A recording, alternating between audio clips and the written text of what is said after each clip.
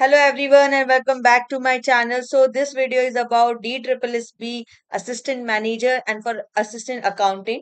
तो मैंने आपके लिए previous year question paper ready करे हैं, ठीक है। आप लोगों ने DSSB की साइट पे प्रीवियस ईयर क्वेश्चन पेपर देखे होंगे, ठीक है। तो वहीं से मैंने आपके मैनेजर पोस्ट का एक प्रीवियस ईयर क्वेश्चन पेपर लिया है। तो हम देखेंगे किस टाइप के क्वेश्चंस पूछे जाते थे, ठीक है। कौन कौन से सिलेबस में, अगर देखो सिलेबस वैसे कहीं भी मेंशन नहीं है, तो इसलिए मैंने प्रैक्टिस क्वेश्चन बनाए थे, ठीक है। प्रैक्टिस क्वेश्चन पे मैंने आपका जितना भी कॉमर्स रिलेटेड पार्ट, अगर अगर आप मैनेजर के पोस्ट की बात करेंगे, उसमें मैनेजमेंट का भी पार्ट, मतलब थ्योरी वाली पार्ट भी काफी पूछे गए हैं, प्लस अकाउंटेंसी का भी पार्ट है उसमें, ठीक है। तो मैनेजर की पोस्ट में तो दोनों चीजें हैं। और वहीं पर अगर अकाउंटेंट की बात करेंगे, तो अकाउंटेंट के लिए वो ज्यादा जो पूछ रहे हैं वो अकाउंटेंसी से पूछते हैं, ठीक है। आपकी जितने भी टाइप्स ऑफ अकाउंट्स है, financial, corporate, cost, business finance, ये सारी चीजों से अकाउंटेंट वाली पोस्ट में आता है, प्लस ऑडिटिंग, ठीक है, और आपका इनकम टैक्स। तो अगर जिसको भी प्रैक्टिस क्वेश्चन चाहिए तो वो मुझे HR shiv01@gmail.com पे मैसेज कर सकते हैं, ठीक है।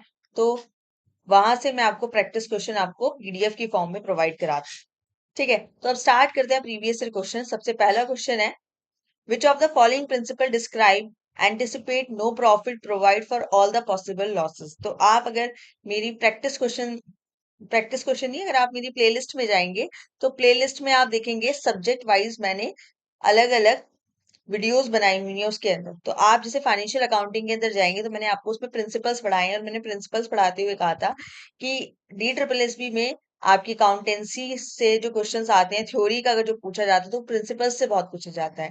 तो ये मैंने आपको उस टाइम वो प्रिंसिपल पढ़ाते हुए भी बोला था कि आपका जो कंजर्वेटिज्म वाला प्रिंसिपल है, उसमें बोलता है कि जितने भी आपको लग रहा है ना फ्यूचर में लॉसेस हो सकते हैं, उन सबको आप पहले से एंटिसिपेट कर लो, बट प्रॉफिट्स को एंटिसिपेट मत करो। क्योंकि अगर हम पहले से लॉसेस को कंसिडर करके चलेंगे, ठीक है, हमने पहले ही मान लिया कि 10 लाख का या फिर 10,000 का लॉस हो ही सकता है, तो हमने वो पहले से वो 10,000 साइड करके रख लिए, या फिर हम उनके लिए रेडी थे। तो वो उस चीज से बचाता है कि आप पहले से प्रिपेयर हैं, ठीक है। सारे एंटिसिपेट कर लेते हैं हम लॉसेस को। जब भी हम कोई प्रोजेक्ट या बिजनेस स्टार्ट कर रहे होते हैं तो हम सारे देखते हैं कि क्या क्या लॉसेस हो सकते हैं, कि हो सकता है लाइट कम आती है, या फिर आपको वहां तक स्टोर हाउस या मटेरियल ले जाने में टाइम लगेगा। ये सारी चीजें हम पहले ही कंसिडर करते हैं, ठीक है। नेक्स्ट आता है, which of the following statement is true. देखो, cost are match with revenue, revenue are match with cost, cost are match with cost and none of the above. तो इसका आपका होता है कि कॉस्ट आपकी मैच करे रेवेन्यू से। आपने जो मैचिंग वाला प्रिंसिपल पढ़ा था, मैचिंग कंसेप्ट पढ़ा था, उसमें होता है cost are matched with the revenues, ठीक है। अब आता है sources of funds and uses of funds, this is the formula indicated by. अब देखो, जो सोर्सेज ऑफ फंड होता है कि आप कहाँ कहाँ से फंड को रेज कर सकते हैं, कहाँ से फंड लेते हैं। तो आप इक्विटी से ले सकते हैं, प्रेफरेंस से ले सकते हैं, ठीक है, डिबेंचर से ले सकते हैं, लोन ले सकते हैं फाइनेंशियल इंस्टीट्यूशन से, ठीक है। तो ये सारी होते हैं सोर्सेज ऑफ फंड। अब आता है यूजेस, हम इनको यूज कहाँ करते हैं, अब हम कहाँ का इन्वेस्टमेंट कर रहे हैं, क्रेडिटर्स की पेमेंट, क्या क्या सामान खरीद रहे हैं, वहां इनके यूज होते हैं। तो ये आपका जो फॉर्मूला था ये आया था आपका फंड फ्लो स्टेटमेंट में, ठीक है। आता है, cash book is recorded of, is a record of. और कैश बुक किसका रिकॉर्ड रखती है, सारा जो भी आपका रिसीट या पेमेंट हुआ है कैश बेसिस पे, ठीक है। क्रेडिट के लिए आपकी तो फिर दूसरे अकाउंट बन जाते हैं, जिसमें आपकी क्या आ जाती है, सेल बुक आ जाती है, परचेज परचेज रिटर्न, ठीक। तो जितनी भी पेमेंट या रिसीट कैश फॉर्म में हुई है वो कैश बुक में आती है। आप देख सकते हैं, मैंने आपको बोला था कि जो आपका मेन अकाउंट्स फाइनेंशियल अकाउंटिंग के क्वेश्चंस काफी आते हैं। तो देखो, पहला जो पहले स्टार्टिंग के चार हैं, चारों ही फाइनेंशियल अकाउंटिंग से हैं, और बहुत ही कॉमन से क्वेश्चंस हैं। मगर लेकिन अगर हम क्या करते हैं, इजी नहीं पढ़ते हैं, तो ये बेसिक चीज हमें बहुत अच्छे से आनी चाहिए, तभी हम टफ पे जा सकते हैं। देखो, अब DSSB का लेवल बहुत हाई होता जा रहा है, तो प्रीवियस क्वेश्चन इतना इजी था, तो थोड़ा अब की बार जो 2024 में आपका पेपर होगा उसका लेवल हाई होगा। मगर आपको बेसिक चीजें पहले आनी चाहिए। नेक्स्ट आता है, sales book is a subsidiary book use to record all the sale of goods on. अब देखो, कैश बेसिस में तो सारी receipt and payment cash basis वाली आ जाती है कैश बुक में। तो सेल्स बुक में क्या आएगा, वो सारी चीजें जो क्रेडिट पे हुई हैं, जो भी आपने सेल करी है गुड्स की, क्रेडिट बेसिस पे। और परचेज में जो परचेज करी है क्रेडिट बेसिस पे। Machinery account is debited for an amount of repair charge as refer as. अब देखो, ये आपने अपने स्कूल में भी 11th 12th के टाइम पे भी पढ़ा था, जिसमें हम एरर पढ़ते हैं, डिफरेंट टाइप्स ऑफ एरर। अब देखो, मशीन अकाउंट डेबिट हो गया है, repair debit for an amount of repair charges. जो रिपेयर आपने मशीन पे किया वो आपने मशीन अकाउंट डेबिट कर दिया रिपेयर चार्जेस में। अब आपको पता है मशीन के ऊपर जितना भी खर्चा होता है उससे रिलेटेड, उसको इंस्टॉल या रिपेयर, तो आपने मशीन अकाउंट डेबिट कर दिया for an amount amount of repair charges. तो आपने वो रिपेयर चार्जेस के लिए मशीन अकाउंट को डेबिट कर दिया। तो ये कौन सा आपने प्रिंसिपल या कौन सा एरर किया है? देखो, ओमिशन का मतलब क्या होता है? आपने कुछ गलत कर, ठीक है। कंपनसेटिंग क्या होता है कि आपने दो ऐसी एंट्री कर दी जिससे आपका ट्रायल बैलेंस पे कोई इम्पैक्ट ही नहीं आया, क्योंकि वो दोनों एक दूसरे बाइफरकेट हो गए। एक होता है एरर ऑफ प्रिंसिपल, कि आपने कोई प्रिंसिपल को तोड़ दिया, ठीक है। दूसरा है आपका एरर ऑफ कमीशन। तो ये दो टाइप ऑफ एरर्स और होते हैं आपके। तो ये मैं आपको ना होमवर्क दे रही हूँ। ये इसलिए है कि आप जो ये छोटी छोटी चीजें हैं एरर वाला आपने पढ़ा हुआ है, तो आपको ये पता होना चाहिए कि ये किस टाइप का एरर होता है। तो अभी मैं आपको लास्ट में पहले अपना पूरा ये करवा लूं, ये पूरे जितने भी क्वेश्चंस मुझे आज कराने हैं, तब तक आप ये सारे ये चीज, ये वाला क्वेश्चन जो है आप ढूंढ कर देखिए, फिर मुझे बताइएगा कि आप बताना आपको ये कौन सा एरर लग रहा है, कि किस टाइप का एरर है, ठीक है। नेक्स्ट आता है, not making accurate provision for expenses and potential loss would result in. मान आपने कोई भी प्रोविजन नहीं बनाया है अपने एक्सपेंसेस या पोटेंशियल लॉसेस के लिए, तो ये आपके क्या हो जाएगा? ये हो जाता है विंडो ड्रेसिंग, ठीक है। आपने सब कुछ अच्छा अच्छा दिखाया कि हमारे पास तो सब कोई लॉस नहीं हो रहा है, हमारा कुछ भी नहीं हो रहा है। आपने पढ़ा था ना विंडो ड्रेसिंग, मतलब कि जब आपके यहाँ कोई इन्वेस्टमेंट करने आता है तो आपकी फाइनेंशियल स्टेटमेंट ये सारी चीजें चेक करता है, ठीक। अगर उसको दिखा कि आपके यहाँ तो कोई लॉस ही नहीं है, कोई इतने ज्यादा एक्सपेंसेस नहीं हो रहे हैं, एक्यूरेट आपने प्रोविजंस नहीं बनाया हुआ, तो मतलब आप अपनी फाइनेंशियल स्टेटमेंट है उसमें ट्रू फिगर नहीं दिखा रहे हैं, ठीक। तो इसे क्या कहते हैं? इसे हम विंडो ड्रेसिंग कहते हैं। नेक्स्ट आता है profit and loss account is prepared on. अब जो पता आपका प्रॉफिट एंड लॉस अकाउंट होता है वो किसके बेसिस पे बनाया जाता है, ठीक है। अब आपका प्रॉफिट एंड लॉस बनता है एक्रूअल बेसिस पे। नेक्स्ट है techniques and process of determining cost of product manufacture और services rendered is known as. देखो, जो भी टेक्निक या प्रोसेस आप यूज करते हैं कॉस्ट ऑफ प्रोडक्ट मैन्युफैक्चर के लिए या सर्विसेज रेंडर्ड के लिए, वो आपकी क्या होती हैं? Cost accounting, management accounting, management accounts, या कॉस्ट या कॉस्टिंग। तो जो भी आपकी टेक्निक्स होती हैं, जब भी हम कोई क्या करते हैं, प्रोडक्ट मैन्युफैक्चर कर रहे हैं या कुछ सर्विस प्रोवाइड कर रहे हैं, ठीक है, तो उस पे कुछ टेक्निक्स कुछ प्रोसेस का यूज करते हैं। तो वो टेक्निक्स या वो प्रोसेस क्या होता है? आपका कॉस्टिंग मैथड्स होते हैं। क्या होते हैं? कॉस्टिंग के मैथड्स। तो कॉस्टिंग मेथड क्या है? प्रोसेस है जो डिटरमाइन करता है कॉस्ट ऑफ द प्रोडक्ट और service, cost of the product manufacture या फिर सर्विस। तो ये होते हैं आपके कॉस्टिंग मैथड्स, ठीक है। दीज टेक्निक क्या करती है? एनालाइज करती है कॉस्ट कंसेप्ट को, जैसे कि रॉ मटेरियल, लेबर, वे ओवरहेड एक्सपेंसेस, ये आप कितने लगे, ये चीज आपकी बताती क्या है? Costing method.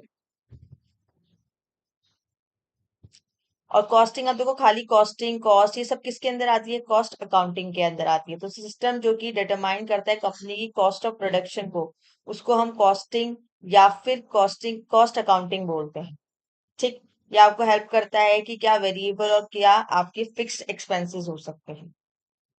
Which of the following is not a technique of costing. Technique of costing क्या नहीं है आपकी? एब्जॉर्प्शन भी है, प्रोसेस भी है, यूनिफॉर्म भी है, स्टैंडर्ड कॉस्टिंग नहीं है आपकी। नेक्स्ट आता है cost of primary packaging material is. अब देखो, जो आप कोई मटेरियल की प्राइमरी पैकेजिंग करते हैं तो वो आपकी कौन सी कॉस्ट होती है? वो होती है direct material cost. Cost of selecting in one course of action in terms of opportunity which are given up to carry out the course of action. अब देखो, आपके पास दो प्रोजेक्ट हैं, ए एंड बी। आपने ए सेलेक्ट कर दिया, बी को foregone कर दिया, तो जिसको आप छोड़ देते हैं तो वो आपकी क्या बन जाती है? अपॉर्चुनिटी कॉस्ट, ठीक है। नेक्स्ट आता है which of the following is not a use of working capital. देखो, वर्किंग कैपिटल का किस चीज में यूज नहीं होता है? Declaration of cash dividend, purchase of non current assets, repayment of long term debt, ये सब में होता है। इश्यू ऑफ इक्विटी शेयर्स में आपका वर्किंग कैपिटल का यूज नहीं होता है। तो आपका करेक्ट ऑप्शन डी हो जाए। विच of the following transaction affect the current account and do not result in flow of fund. अब मान लो, कौन सी ट्रांजेक्शन है जिसमें आपका करंट अकाउंट अफेक्ट हो रहा है मगर कोई भी फ्लो, इनफ्लो या आउटफ्लो ऑफ फंड नहीं हो रहा है? ऐसा कब होता है? जब आपके सेम टाइप ऑफ, जैसे या तो current account current assets account पे कोई एंट्री हो रही है, तो उस केस में ना तो इनफ्लो होगा ना आउटफ्लो होगा। ऐसे ही कोई करंट लायबिलिटी या फिर करंट लायबिलिटी में ही दोनों एंट्री अफेक्ट कर रही है, तब भी नहीं होगा। ठीक है, तो इसमें क्या हुआ था, बिल्स रिसीवेबल कलेक्टेड, अब ये देखो आपका करंट अकाउंट करंट एसेट्स में अफेक्ट हुआ है। Good purchase for cash cash, तो ये भी आपका करंट में हुआ है। तो इन दोनों एंट्री की वजह से आपका क्या हो गया, इनफ्लो पे कोई रिजल्ट नहीं हुआ है। तो ऑप्शन नंबर सी हो जाएगा। अब आते हैं रिडीमेबल प्रेफरेंस शेयर। रिडीम्ड, आपको पता है प्रेफरेंस शेयर कुछ होते हैं रिडीमेबल, जिसको हम जैसे 20 साल के अंदर हमें प्रेफरेंस शेयर को रिडीम कर देना होता है। तो देखो, उससे आपकी डिक्रीज इन वर्किंग कैपिटल होगा, क्योंकि आपको कैश पेमेंट कर रहे हैं आप, तो आपके यहाँ से कैश जा रहा है, और कैश क्या होता है, आपका वर्किंग कैपिटल का पार्ट होता है। ठीक है, the percentage analysis of increase and decrease in corresponding item in comparative financial statement is known as, अब आपने कंपैरेटिव फाइनेंशियल स्टेटमेंट पढ़ी थी, तो वो क्या होता है, आपका हॉरिजॉन्टल एनालिसिस होता है, जिसमें हम इंक्रीज या डिक्रीज फाइंड आउट करते हैं दो फाइनेंशियल स्टेटमेंट का। एक को हम बेस लेके चलते हैं और दूसरे करंट ईयर के साथ उसको मेजर करते हैं, तो वो आपका हॉरिजॉन्टल एनालिसिस होता है। अब आता है जो एडजस्टिंग एंट्री होती है, is required in case of, अब एडजस्टिंग एंट्रीज क्या होती है, देखो जैसे आपकी प्रीपेड, अनर्ड, एक्रूड, आउटस्टैंडिंग, जो आपकी ये एंट्रीज होती हैं एडजस्टिंग एंट्रीज होती हैं, और ये कहाँ यूज होती हैं, ये होती है एक्रूवल बेसिस वाली में। जो आपकी ट्रांजेक्शन एक्रूवल बेसिस में है, जिसमें हम ये मान के चलते हैं कि हम वो एंट्रीज को भी, उन ट्रांजेक्शन्स को भी रिकॉर्ड करते हैं जिसमें अभी पैसा मिला नहीं है, मगर मिल जाएगा, इन फ्यूचर मिल जाएगा। तो हमें इस चीज से कोई इम्पैक्ट नहीं, फर्क पड़ता है कि कैश रिसीव हुआ है या नहीं हुआ। इन फ्यूचर में होगा कोई बात नहीं, मगर हम उस ट्रांजेक्शन को अभी मान लेंगे। तो अगर देखो, ये एडजस्टिंग एंट्री है, गुड्स पर सोल्ड फॉर कैश, अब देखो कैश में ये एडजस्टिंग एंट्रीज नहीं होती है, तो आपका option number A, adjusting required in case of, इसमें तो रिक्वायर नहीं होती है adjusting entry. Paid cash to debtors, ये भी कैश में पेमेंट कर दिया है। परचेज एसेट्स, ये भी इसमें देखो आपका क्रेडिट नहीं लिखा हुआ, तो कैश पेमेंट ही होगी। डेप्रिसिएशन ऑफ ऑन एसेट्स, ये आपका क्या होता है, एडजस्टिंग एंट्री रिक्वायर्ड होती है डेप्रिसिएशन ऑफ एसेट्स पे। ठीक है, linking of revenue and expenses of accounting period to the timing of cash flow is known as, अब मैंने अभी आपको एक्रूवल बताया था, एक्रूवल का मतलब होता है हमें जब पता चल गया कि हमें फ्यूचर में पैसा मिलने वाला है, आज हमने किसी के साथ डील करी, उससे हम गुड्स ले आए, गुड्स बेच दिए उसे, मतलब उसे दे दिया, उसने कहा कि हाँ मैं फ्यूचर में पैसे दे दूंगा। ठीक है, या फिर एडवांस में हमने पैसे ले लिया, फ्यूचर में हमें काम करना है, तो हमें पता चल गया ये चीज तो होनी है, तो वो अप्रूवल बेसिस में होता है हम कि हम उसकी एंट्री कर लेते हैं। ठीक है, मगर कैश बेसिस में क्या होता है, आपको रेवेन्यू और एक्सपेंसेस आप तभी कंसिडर करेंगे जब आपका कैश आया है या गया है, रियल में आपको कैश मिला है, टाइमिंग ऑफ कैश और रेवेन्यू और एक्सपेंसेस मिलने की टाइमिंग सेम होगी, तो आपका ये बी ऑप्शन। ठीक है, अब आता है डेफर्ड रेवेन्यू एक्सपेंडिचर, आपको पता होगा डेफर्ड रेवेन्यू एक्सपेंडिचर कौन से एक्सपेंडिचर होते हैं। ठीक है, जो रेवेन्यू नेचर ही से लगते हैं, जैसे आपका एग्जाम्पल होता है इसका एडवर्टीजमेंट। ठीक है, हम एडवर्टीजमेंट में खर्चा करते हैं, आज कर रहे हैं ये सोच के कि अगले 5 साल या आगे के फ्यूचर के कई सालों में इसका हमें एडवांटेज मिलेगा। ठीक है, तो ये एक क्वेश्चन आपका ये होगा क्या, आप एक इस वाले क्वेश्चन को बताएंगे, और एक मैंने आपको बताया था ये आपके एरर वाला। ठीक है, एग्जाम ऑप्शन इसका ए है, एरर ऑफ प्रिंसिपल, आप मुझे बताना कौन सा प्रिंसिपल है जो यहाँ पर हुआ है। ठीक है, नेक्स्ट है आपका बैलेंस शीट क्या रिवील करती है, source of structure of business, financial structure of business, both A and B, none of the above. ठीक है, अब बैलेंस शीट क्या करती है, ये बहुत ही बेसिक क्वेश्चन है, ये भी आपका होमवर्क है, क्योंकि अब मैं कल जब प्रीवियस नई क्लास लेके आऊंगी तब मैं ये क्वेश्चन आपको बताऊंगी, इसका आंसर क्या है, आप मुझे कमेंट सेक्शन में बताना है कि इनकी सही आंसर क्या है। यहाँ पर अब देखो ये ऑडिटिंग का क्वेश्चन है, अगेन ये आपका एरर वाला फ्रॉड, वैसे ये ऑडिटिंग के ही पार्ट है, ये भी ऑडिटिंग का क्वेश्चन है। Miss risk of management control of free situation is known as, आपका रिस्क से क्वेश्चंस काफी आते हैं, ये ऑडिटिंग का पार्ट है। ठीक, नेक्स्ट क्वेश्चन अगर मैं आपको दिखाऊं, ये भी ऑडिटिंग का क्वेश्चन आया हुआ था, तो काफी ऑडिटिंग के हैं, उसके बाद यहाँ से आपका इकोनॉमिक्स की क्वेश्चन स्टार्ट हो जाता है। तो ये मैनेजर की पोस्ट का तो इसमें अगर आप देखेंगे तो क्या क्या टॉपिक आपको मिले, सबसे ज्यादा फाइनेंशियल अकाउंटिंग से पूछा गया है, फाइनेंशियल अकाउंटिंग से काफी क्वेश्चंस आए हैं, तो आपको बेसिक अकाउंटिंग भी काफी अच्छे से आनी चाहिए। उसके बाद आपका ऑडिटिंग के क्वेश्चंस हैं। ठीक है, कॉस्ट अकाउंटिंग के क्वेश्चंस हैं,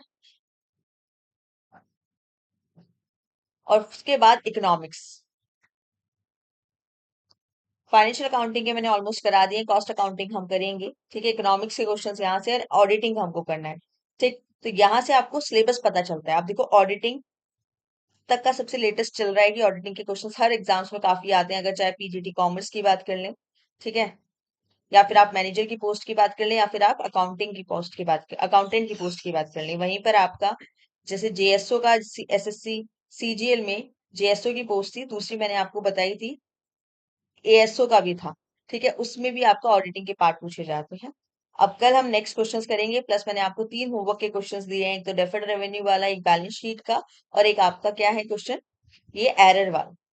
So that's all for today. I hope you guys like this session. So please like, share and subscribe my channel. Thank you. कल मिलते हैं, आगे के और क्वेश्चंस करेंगे, इन क्वेश्चंस को भी करेंगे, प्लस और भी क्वेश्चन करेंगे, क्योंकि इस क्वेश्चन पेपर में आपके 200 क्वेश्चंस पूछे गए थे, ठीक है। एक ऐसा क्वेश्चन पेपर एक और है जो अकाउंटेंट की पोस्ट का है, हम उसको भी सॉल्व करेंगे।